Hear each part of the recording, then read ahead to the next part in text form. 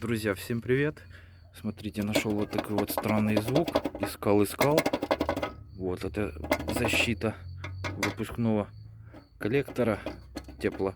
Как он называется?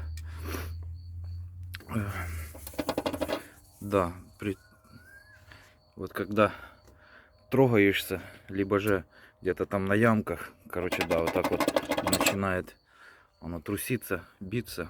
Сначала не понял, что это такое. Уже поменял упору на крепление упоры капота. Одну, да, также была такая проблемка, что трусилась. Такие какие-то звуки создавала.